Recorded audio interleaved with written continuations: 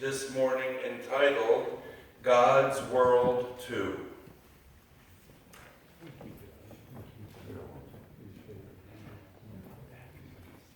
Thank you, Doug, and thank you, Kim, and thank you, congregation. Judy said to me when I came in, "Are you going to quote from Frost today?" And I hadn't planned to, but after she asked, I thought, well, here's a good one that I felt is appropriate for me as a preacher, and that's this. "Forgive, O Lord, my little jokes on thee, and I'll forgive your great big one on me." So there, Judy, that's Frost. I often thought of that with respect to my preaching, you know. I really thought it was an important thing to say yes years ago when I first felt the urge to be a Methodist preacher, and had to say to my peers in the church that God was calling me to this. You know, that was the big joke. So I started preaching, and every sermon has been a little on God for calling me to share this wonderful message. And listen, it's a wonderful message, isn't it? Yes. Good grief. How much of the Spirit of the Lord is present in a place like this where you have the involvement of such a diverse number of people, including old and young, and folk from all the walks of life that we can think of. We're here because this is God's world. Amen. Bet you like that. Yes. Would you rather be your world? This is God's world. So here's something I did write. Flat world.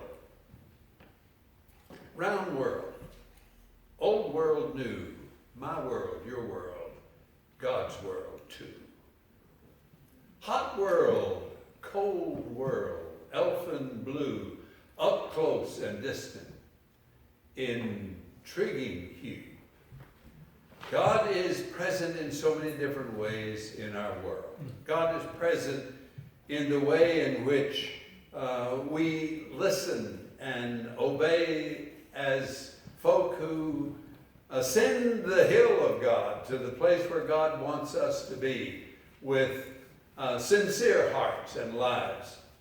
Not concerned about the outcome of what we're doing in this world, but about whether or not it fits the plan and the purpose of the God who made it. And such, I think, is the spirit we all feel here in this church, which begins, wow, 250 years of witness and ministry on this place. A privileged congregation because it was through the efforts of a man who was very young, heard the call of God in his life in a much more powerful way than others. Got on a ship in England, his home, as a young man in his early 20s, and came to this country. And before he landed here on August the 16th in 1771, he said to himself, "Whither am I going? To the new world. What to do? To gain honor for myself? Not if I know my own heart. But to live to God and to bring others so to do." And with that mantra sort of written across his forehead in a writ that only he could see, he stayed in this continent or this country for the rest of his life. Never returned to say hello to Mom again, to hear her voice again, taste her food again, put his arms around her again. But seeing that commission in his calling of God, stayed here and spent his life living to God and bringing others so to do. Now, I know it was a new world. It's I'll have to get forgiveness for this one too, I guess, but it's kind of easier to do it in a new world than it is an old one, isn't it? The old world becomes rather much of a burden to us, and we think perhaps we're not doing as well in it as we ought to do, and we look for ways in which we want to be more relevant and more on key. Mr. Maestro, sing it like you did today. Sing it with power. Sing it with meaning. Sing it in a way that the world can hear it. We talk about Webb and his sermon here. I don't know who he was hanging, and I'm glad the pastor has decided not to recreate that drama and to pick out the ones he wants to be present for it. It was Webb. It wasn't Asbury, was it? It was Webb who was preaching the sermon, wasn't it, to the hanging man? Webb. It was Webb. And we often used to talk about that when I was here as the pastor. I was the interim pastor. And what I tried gently to remind the congregation of was this. Webb was not preaching to the people who gathered. There were hundreds of people who used to come for public hangings. They liked somehow or another, in a schadenfreude kind of way, to see the undeserving get their deserts, their just deserts. But Webb was preaching to the man who was to be hanged. There's still time for you. This world has not receded yet from your vision, and even though you're going to pay with your life for what you have done, the grace of God is still available, and if you'll reach out your hand and take it, he'll say to you, like he said to the thief on the cross, who said, remember me when you come into your kingdom. This day you shall be with me in paradise. Now that's the kind of the drama that Methodist ministry has tried to repeat across the years. There's no one who is not accessible to God through the ministry of the gospel as we rehearse it and as we preach it and as we live it out in our life. Everyone is an object of God's love and of God's grace. And what God does to save the world, he gives to us all. And that is our message. Is that what the world hears? Is that what they're overhearing when they see us at work? This God, whose purpose and whose power is unchallenged and undefeatable in this world. There's time for you. God loves you. The citizens of the world are here to watch you and get some kind of macabre pleasure out of seeing you suffer, but God wants you to know that he loves you. And even though your life has been wasted in a lot of ways, it can still be redeemed here in this closing moment. There's a drama in that. And when the world hears the church say that, there's a kind of a power in it that makes the church more relevant than it ever could be, with all of its schemes and the way in which it tries to bear witness to this great love of God that has called us to ministry. I was driving down the Atlantic City Expressway 10 years ago. I'd just been fired. Yeah. I was on the staff of the Aldersgate United Methodist Church in Wilmington, New Jersey, the biggest, largest church in the country. And I thought I was really something. I did. I was proud of myself. Because I'm serving here on this big, I'll show them. I'm on this staff. They can't thwart me. And then the leaders of the church called me and said, Pastor, we're terminating your position. Thank you for your service. And I thought that was rather insincere, to be honest with you. that short a notice, but I went home and told my wife, and we decided, okay, now this is a new chapter for us. We'll begin to move in a different direction. And so I got in the car to go down the parkway to visit my son, who was a patient in the hospital down on the Jersey Shore. And the phone rang in the car. And I answered, it was your district superintendent. His name was Bob Smith. You all remember Bob? Some of you are not smiling. So you still remember, don't you? He said, David, I just wondered if you're available to do some work for us. We have an emergency that we can't really address at the present moment, given the press of circumstance, and we need your help. And I said, well, I just happen to be free. I've just been fired. What did you have in mind?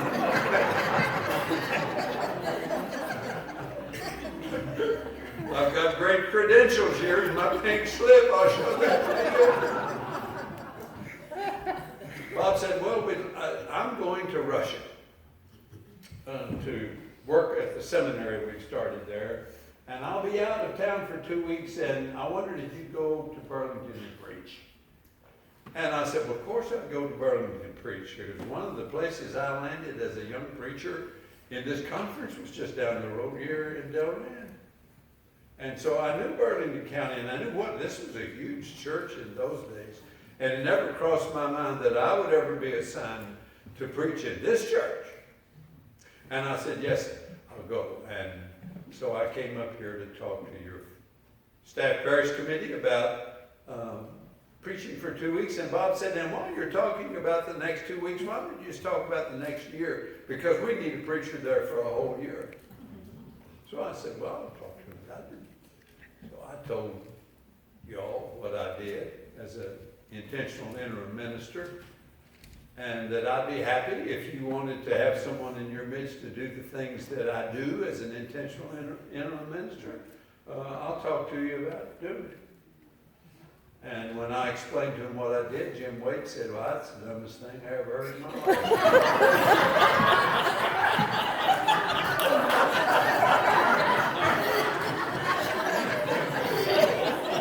Some of you were there, weren't you? You remembered him. He said, you know, what's a bishop for? What's a superintendent for? I said, when one preacher goes, we get another one, and we just go on. I said, well, every now and then you need to stop and take a deep breath. You know, maybe there's a time to sort of just be quiet and be reflective and to ask who you are and where you're going, and are you living to God? Are you living to God? And are you bringing others so to do? Those are good questions, aren't they? Yes. And after we talked for a while, I said to the committee, Jim included, well, that's what I do. So if you'd like for me to come and do that, I'll be happy to be assigned to your church, and we'll see what we can do in getting ready to go into a new world with an old message, a new enthusiasm, a new spirit, a commitment, a belief, an unwillingness to give up, but to say, this is our challenge and we can do it. And so we did for 2 years, and I was here. And one of the great pleasures that I experienced among the many was when I took the position. I said to the cabinet and the bishop, here is what has happened at the Burlington Church. And here is what needs to be done in order to address their concerns. And I will agree to be the pastor if you will agree to listen to what the people are saying and respond to how they're describing their feelings and what they need to go into the I'm retired, so you can say that to a bishop when you're retired. You can say anything you want to, because they can't do anything.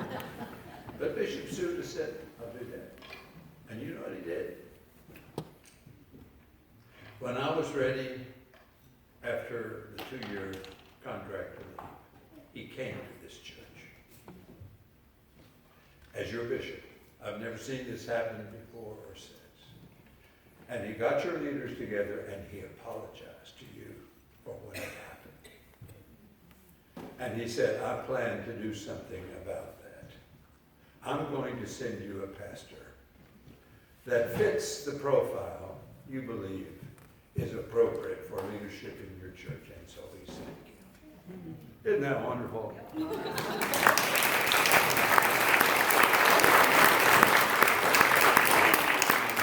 and Stephanie have been here for the last 10 years, and look at you. You've got ministry still going. You've got a spirit that is alive with the optimism of the gospel. And you're ready to do what the Lord has called you to do and to be the kind of people God has called you to be. And who knows, when the old world that you're can't hear me now, can you?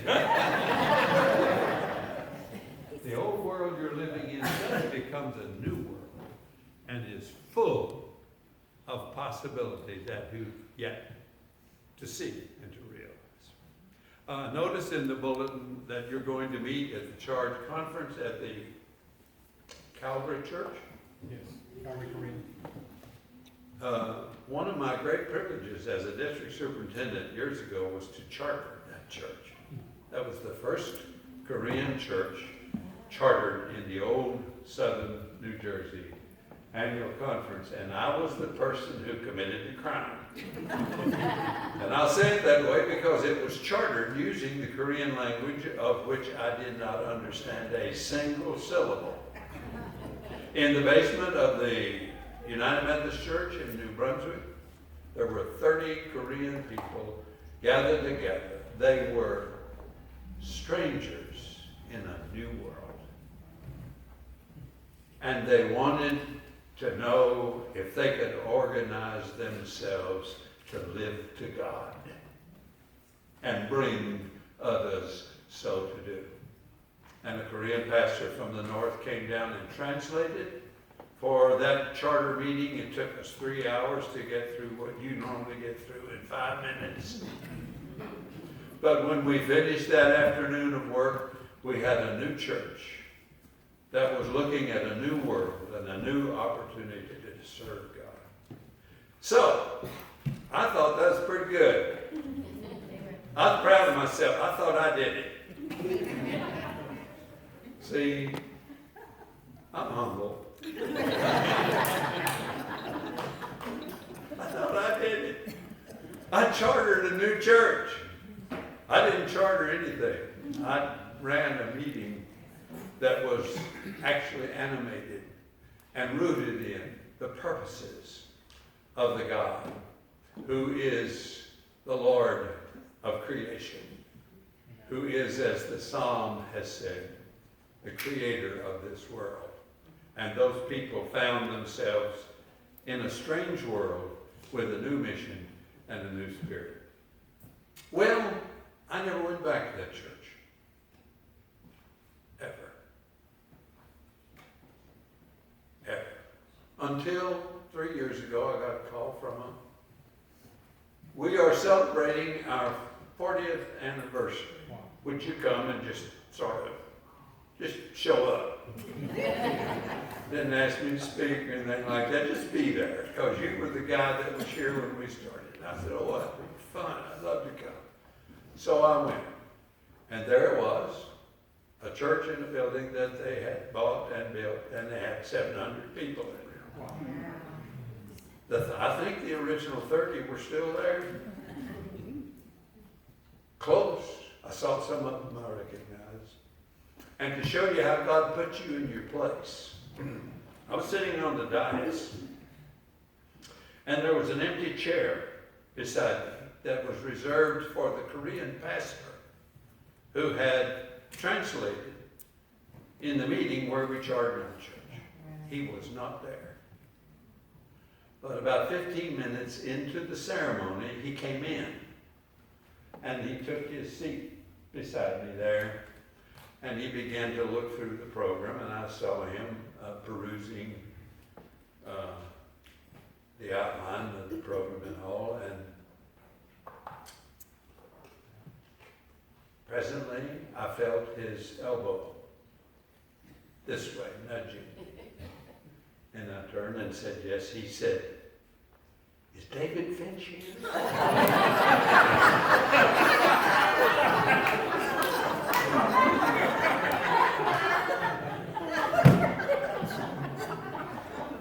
That'll show you.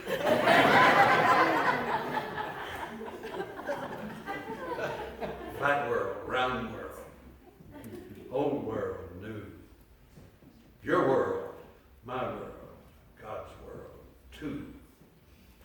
But God's world in a very special way, in the promise of the presence of the Almighty that calls us and empowers us and sends us into the world to live to God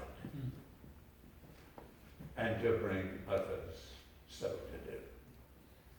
Thanks be to God for 250 years of ministry here. And I hope that my health holds long enough that I can return at the next anniversary of the 250. And thank you, Brother Kim and Stephanie, for having me come and be a part of this celebration. It's just such a joy to see all of you and to be. Oh, and by the way, I'm still working, but not for much longer, I think. I believe that I'm 86 now. That's too old, isn't it? But I'm not appointed. I work on staff at the St. Paul's Church in Wilmington as a part of the pastoral team, just doing what I'm told to do. And that way I never have to take responsibility for anything that doesn't get done right. She told me to do it, and I did it. And some of you came to a little dinner they had, it turned out to be a large dinner, honoring me and the 62 years I have spent in the ministry, emulating the mantra, however ineffective that might have been, of Asbury's soliloquy, to come to the new world and live to God and bring others so to do. It's been a great privilege, and I'm glad that I have been able to celebrate it in a new way here with you today. Thank you.